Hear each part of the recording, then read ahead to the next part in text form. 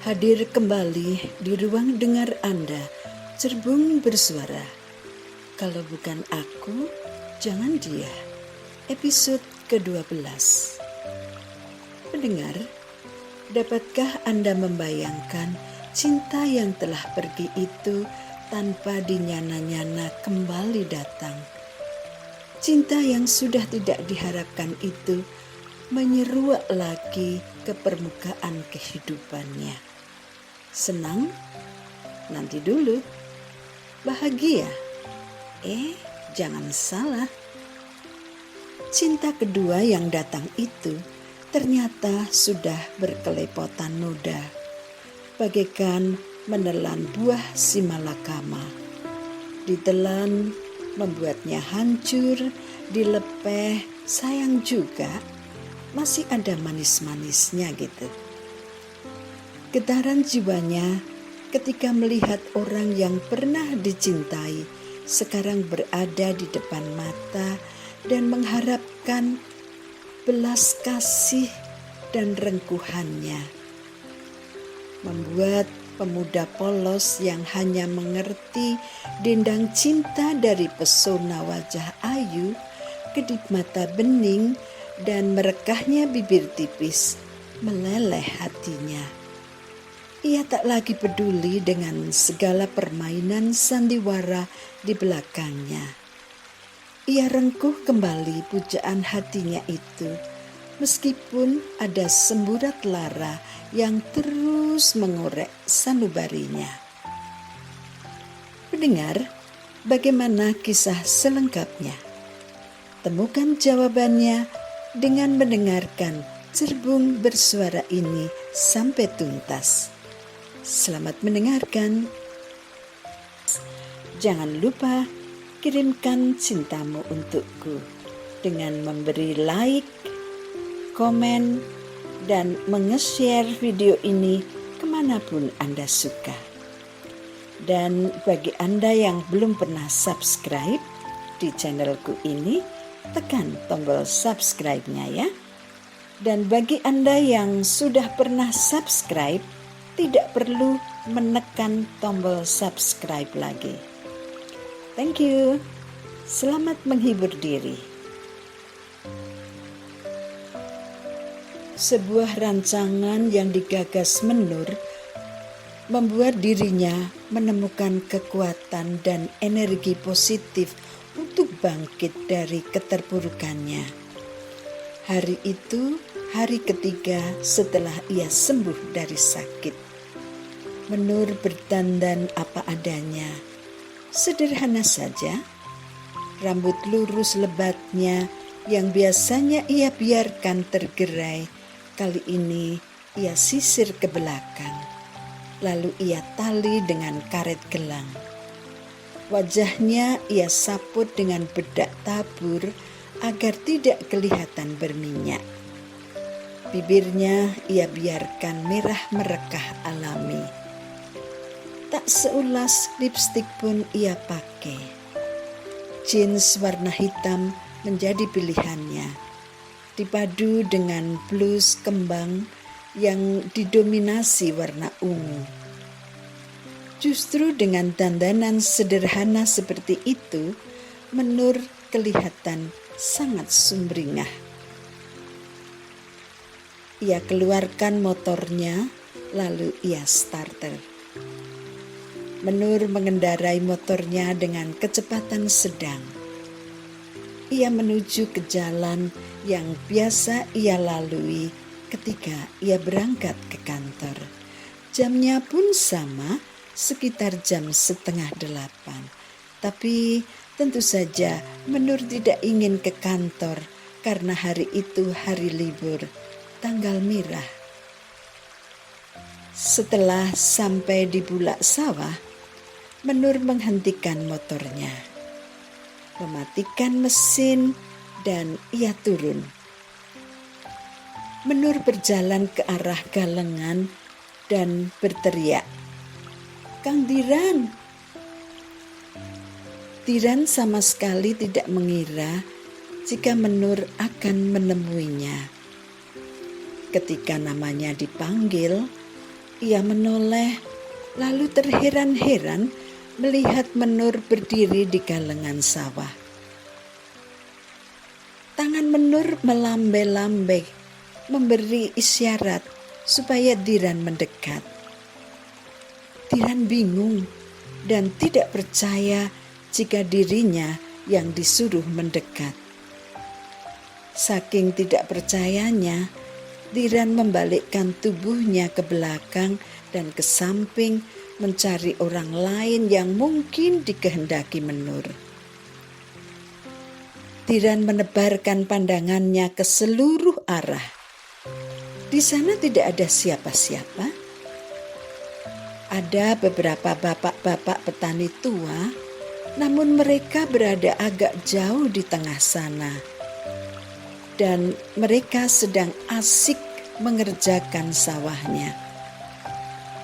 Lalu Diran menunjuk-nunjuk dirinya sendiri.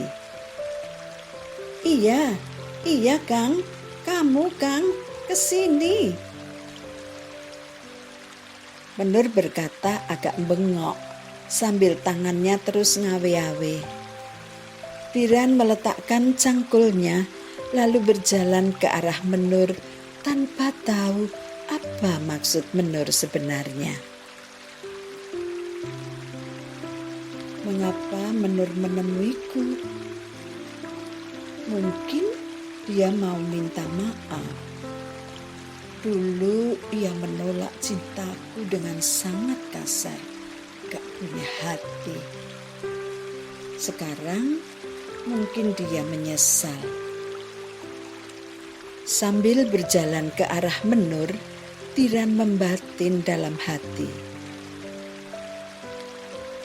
Kang Diran, maafkan aku ya. Aku mengganggu pekerjaanmu. Aku minta waktumu sebentar, boleh Kang? Oh, silahkan. Gak apa-apa kok. Kalau begitu, kita duduk agak ke sana yuk. Di bawah pohon itu, biar gak panas. Menur dan Diran berjalan beberapa langkah dan duduk di galengan di bawah pohon jambe. Mereka membelakangi jalan besar kampung dan menghadap ke hamparan sawah. Ada apa, Nur? Kok tumben? Aku mau minta tolong, Kang. Kang Diran mau menolongku. Tentu saja aku mau, kalau aku bisa. Tentang apa ini, Nur? Menur tidak langsung menjawab pertanyaan Diran. Suaranya tercekat di tenggorokan. Hatinya perih. Air matanya menetes pelan di kedua pipinya. Meskipun Menur sudah berusaha semaksimal mungkin untuk menahan agar ia tidak menangis, tetap saja air matanya tak terbendung. Loh, kok malah nangis? Sebenarnya ada apa sih, Nur? Kang, menikahlah denganku. Bagai disambar geledek, Diran mendengarnya. Bukannya senang, tapi malah bingung. Bukankah kamu sudah menolakku, Nur? Kamu tidak mencintaiku, kan? Diran memberanikan diri bertanya. Kang, pacarku meninggalkan aku untuk menikah dengan wanita pilihan orang tuanya. Padahal, Kang, saat ini aku sedang mengandung anaknya, Kang. Apa? Mengapa kamu tidak minta pertanggungjawabannya? Dia harus menikahimu, Nur. Setidaknya untuk bayi dalam kandunganmu ini. Enak saja dia mencampakkan kamu begitu saja. Tiran terbakar api kemarahan. Ia tidak rela Menur diperlakukan seperti itu. Mengapa harus aku yang menikahimu, Nur? Kamu pikir aku ini apa? Tempat pembuangan sampah ya? Tangis Menur semakin memilukan.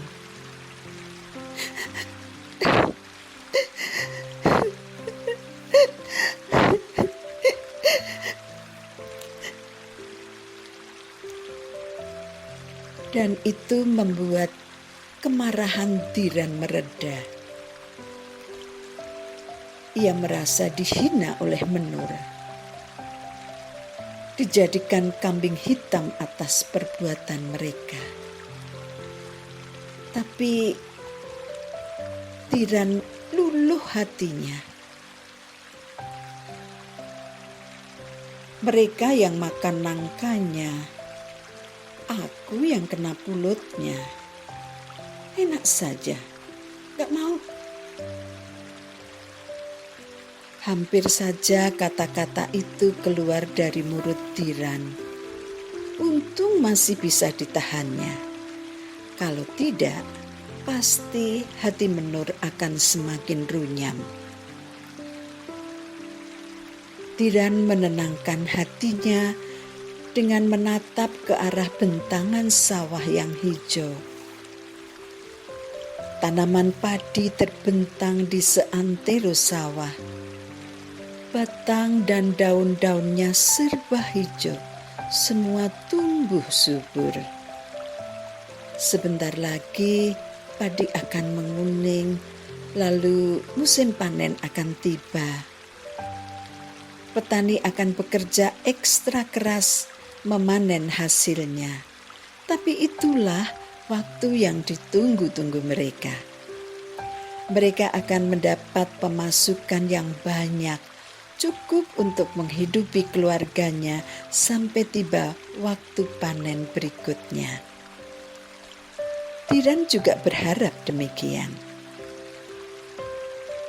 2 bulan lagi ia akan panen, dan rencananya ia akan membeli mobil hasil dari menabung selama ini. Tiran tersenyum sendiri membayangkan dirinya mengendarai mobil. Hamparan hijau itu mampu meluruhkan luapan amarah Tiran. Ada kesejukan dan kedamaian menyelinap di hati Tiran. Mengapa aku harus ribet memikirkan urusannya Menur? Aku dulu memang mencintainya, tapi jelas-jelas sudah ia tolak. Ya sudah. Sekarang dia hamil tanpa suami, lalu mau nubruk aku begitu saja. Emoh ah.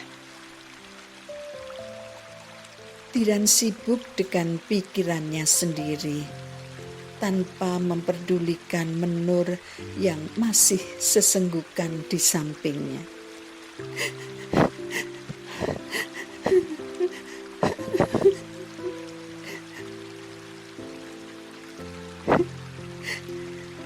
Kang Tiran benar-benar tidak mau menolongku. Tiran menoleh. Pandangan matanya beradu. Melihat mata Menur yang sembab membuat hati Tiran terenyuh.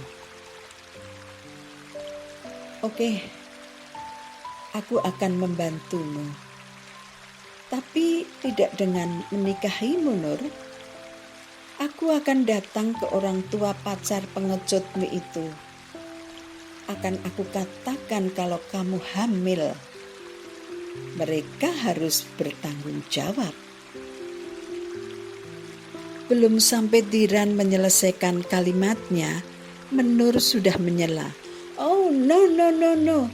Tolong Kang, Jangan sampai ada yang tahu kalau aku hamil, baik keluargaku maupun keluarganya Anggara. Atau siapa saja. Hanya kamu yang boleh tahu, Kang. Tiran mendengus jengkel. Sebetulnya maumu itu apa, Tenur? Nikahi aku, Kang. Tolong. Sampai bayi ini lahir saja. Setelah itu kita bercerai. Hanya supaya bayiku punya status siapa ayahnya. Tiran semakin jengkel dengan rencana Menur. Kayak gak ada bapaknya saja. Masa bapaknya kamu biarkan bersenang-senang dengan wanita lain? Dan kamu mencari laki-laki untuk menggantikan posisi bapaknya. Permainan apa ini yang sedang kamu perankan, Nur?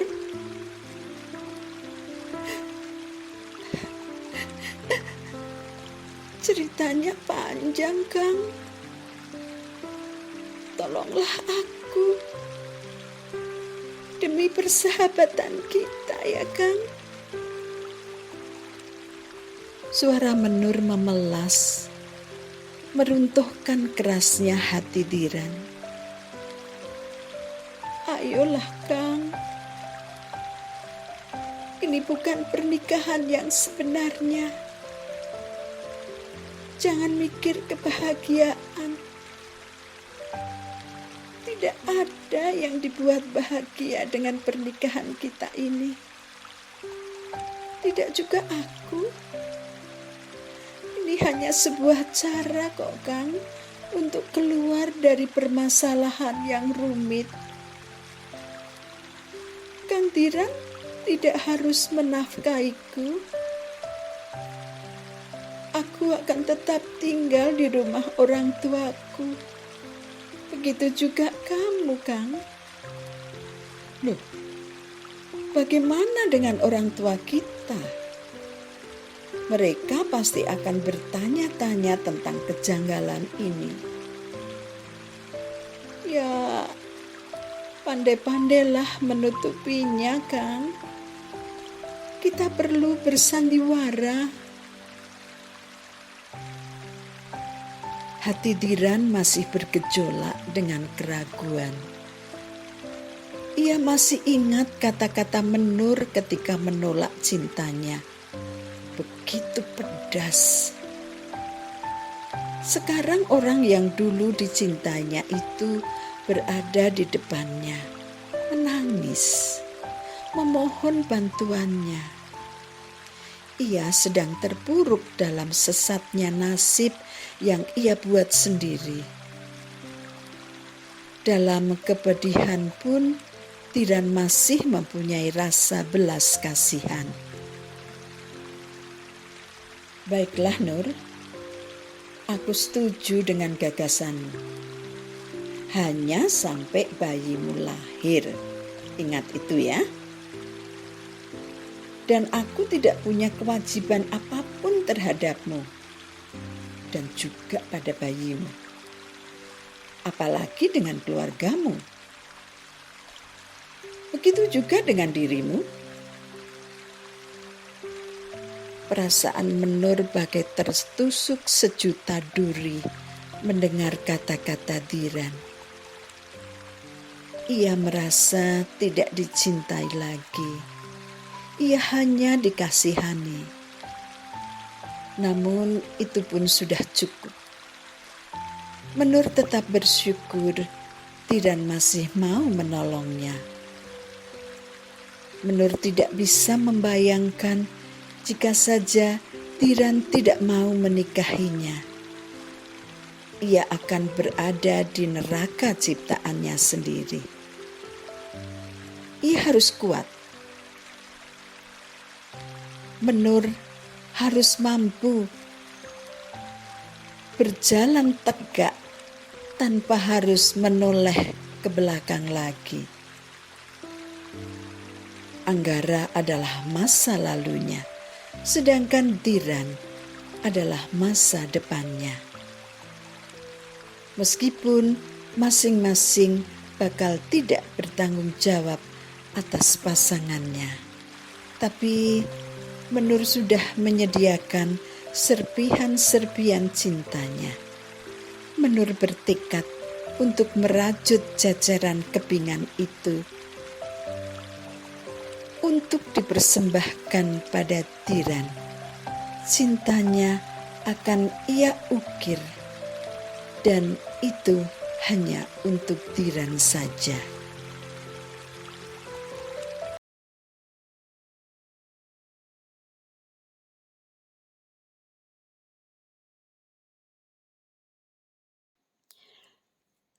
Sampai di sini perjumpaan kita kali ini. Sampai berjumpa kembali di episode